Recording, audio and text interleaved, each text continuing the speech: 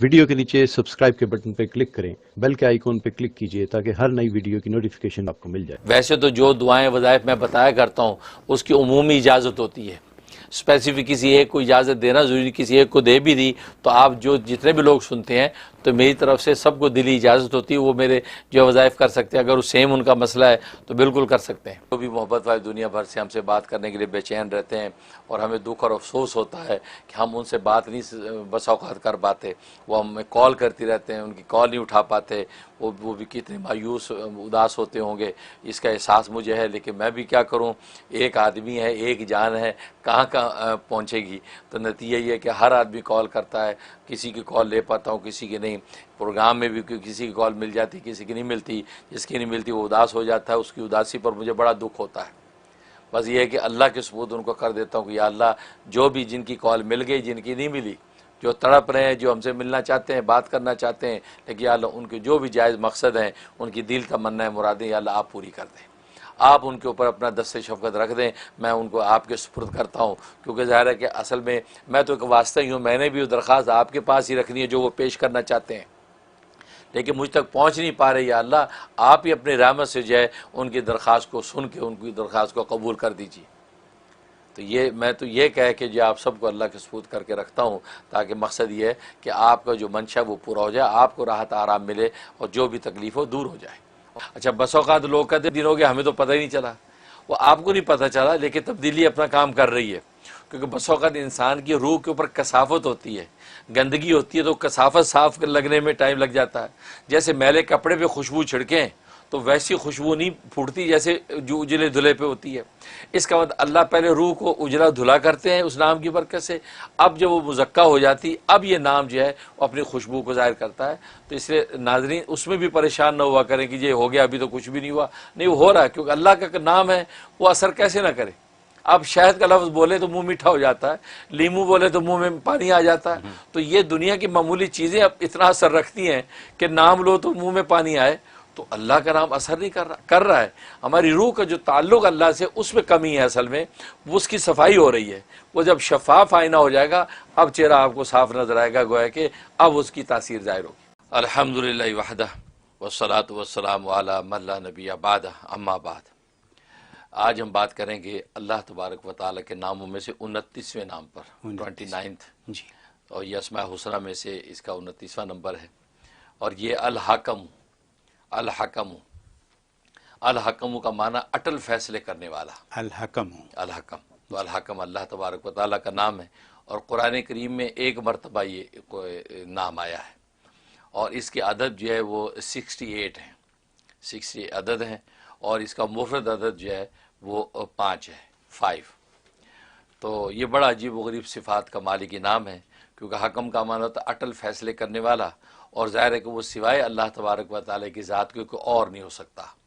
کیونکہ اللہ تبارک و تعالیٰ کے فیصلے ایسے اٹل ہوتے ہیں کہ وہ فیصلے جو نافذ ہو کے رہتے ہیں، کوئی ان سے پس و پیش نہیں کر سکتا، اور اللہ تبارک و تعالیٰ دنیا اور آخرت کے ہر امر کا فیصلہ کرتے ہیں، دنیا میں انسانوں کی امن و آشتی کے فیصلے، صحت و عافیت کے فیصلے، زندگی موت کے فیصلے، گویا کہ ظاہر باطن کے سارے فیصلے اللہ کرتے ہیں، اور وہی فیصلے نافذ ہو کے رہتے ہیں۔ اسی طریقے آخرت میں بھی اللہ تبارک و تعالیٰ سارے فیصلے کریں گے، شقاوت کس کی مقدر میں ہے اور سعادت کس کے مقدر میں ہے، جنت کس کی قسمت میں ہے، دوزخ کس کا مقدر ہے، یہ سارے فیصلے اللہ تبارک و تعالیٰ کریں گے، اور کوئی اس فیصلے کے جو ہے وہ مد مقابل کھڑا نہیں ہو سکتا۔ تو ایسی اللہ تبارک و تعالیٰ کی ذات ہے۔ اس یہ حکم نام ایسا ہے کہ اس کی کنیت صرف جو ہے کسی دوسرے کو رکھنے کی اجازت ہی نہیں ہے، یعنی ابو الحکم ایک صحابی ہیں ہانی بن یزید، انہوں نے اپنی کنیت ابو الحکم رکھ لی، ابو الحکم۔ تو نبی کریم صلی اللہ علیہ وسلم کو پتہ چلا تو آپ نے فرمایا کہ تمہاری کنیت ابو الحکم کیوں ہے؟ کہا کہ اصل میں قبیلے میں میں بڑا اہم و مرکزی آدمی ہوں، لوگ پورے قبیلے کے مسائل لے کے آتے تو میں فیصلے کرتا ہوں اور وہ فیصلے نافذ ہوتے ہیں، اس لیے انہوں نے میری کنیت ابو الحکم رکھ دی۔ تو فرمایا کہ خیر بہت اچھی بات ہے کہ تم فیصلے حق پر کرتے ہو، لوگ جو فیصلے نافذ ہوتے ہیں، لیکن تمہارے کوئی بیٹے ہیں؟ کہا کہ میرے 3 بیٹے ہیں، ایک کا نام شرح ہے، دوسرے کا نام مسلم ہے، تیسرے کا نام عبداللہ ہے۔ کہا کہ بڑا بیٹے کا نام کیا ہے؟ بڑا بیٹا شرح ہے۔ تو فرمایا آج سے تمہاری کنیت ابو شرح ہے، کیونکہ یہ ضابطہ ہے کہ بڑی اولاد کے نام سے کنیت رکھی جاتی ہے، اگر بڑی لڑکی ہے سلمہ تو ابو سلمہ کنیت ہوگی، لڑکا ہے شریح مثلا ابو شریح کنیت ہو گئی. تو بڑے بیٹے جیسے نبی کریم صلی اللہ علیہ وسلم کی کنیت ابو القاسم ہے کہ آپ کے بڑے بیٹے قاسم، تو ان کی نسبت سے ابو القاسم آپ کی کنیت ہے. تو فرمایا کہ تمہاری کنیت آج سے ابو شریح ہے، ابو الحکم رکھنے کی اجازت نہیں، کیونکہ حکم اللہ تبارک و تعالیٰ کے علاوہ کوئی نہیں ہو سکتا. اور خود قرآن کریم میں بھی اللہ تبارک و تعالیٰ فرماتے ہیں وَلَا يُشْرِكُ فِي حُكْمِهِ أَحَدًا، اللہ تبارک و تعالیٰ اپنے فیصلوں میں کسی کو شریک نہیں کرتے. یعنی گویا کہ جس طرح عبادت بھی کسی کو شریک نہیں ہونے دیتے، اپنے فیصلے میں بھی کسی کو شریک نہیں ہونے دیتے. جس کے لیے جو فیصلہ کرتے وہ فیصلہ ہو کے رہتا ہے. یہاں تک کہ خود نبی کریم صلی اللہ علیہ وسلم نے عبداللہ بن عباس رضی اللہ تعالیٰ کی روایت ہے، فرمایا کہ ایک مرتبہ میں آپ کے ساتھ سواری پہ پیچھے بیٹھا تھا، تو آپ سواری چل رہی ہے تو مجھے کہا یا غلام، اے لڑکے. تو میں نے کہا لبیک یا رسول اللہ. تو کہا کہ سنو، تم اللہ کو یاد کرو، خوب یاد کرو، اللہ تمہیں یاد کرے گا، اور اللہ تم جو یاد کرو گے تو اللہ کو ہر جگہ اپنے سامنے پاؤ گے. اور فرمایا کہ تم اللہ کو امن آشتے اور راحت کے زمانے میں یاد کرو گے تو مصیبت کے وقت میں اللہ تبارک و تعالیٰ تمہیں پہچانیں گے. اور اس کے بعد فرمایا کہ تم یاد رکھو کہ اللہ تبارک و تعالیٰ کا قلم جو ہے وہ تقدیر کا لکھ کے خشک ہو چکا ہے، فیصلے کر دیے گئے ہیں سب کے لیے. اور فرمایا کہ اب اگر ساری انسانیت اکٹھی ہو کے تمہیں کوئی خیر پہنچانے چاہے اور وہ خیر اللہ نے تیری تقدیر میں لکھی نہیں ہے تو ساری کائنات تمہیں خیر نہیں پہنچا سکتی، کیونکہ اس کا فیصلہ ہو چکا ہے. اور اگر ساری کائنات جمع ہو کر تجھے کوئی نقصان پہنچانا چاہے اور نقصان اللہ نے تیری تقدیر میں لکھا نہیں ہے تو کوئی مائی کا لال تمہیں نقصان نہیں پہنچا سکتا. تو مطلب یہ کہ اللہ کے فیصلے ہو چکے ہیں اور ایسے اٹل ہیں، اب اس سے ٹس سے مس نہیں ہوتا. تو یہ حکم اللہ کی ذات ہے. اور یہ اس نام کے اندر عجیب و غریب جو ہے وہ فضائل ہے. یہ ہے کہ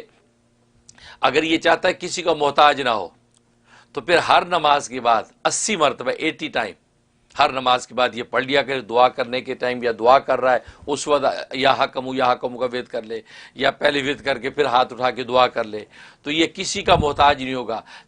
نہ صرف کہ مادی رزق بلکہ انسان اپنی زندگی کے شب و روز کے امور میں، مشاورت میں، تجاویز میں کسی کا ڈیپینڈنس نہیں ہوگا. اللہ اس کو ایسے انڈیپینڈنٹ رکھیں گے یہ اپنے ہر فیصلے کے اندر جو ہے خود بہترین ٹارگٹ پہ پہنچے گا. یہ اس میں خوبی پیدا ہو جاتی ہے. یہ اس میں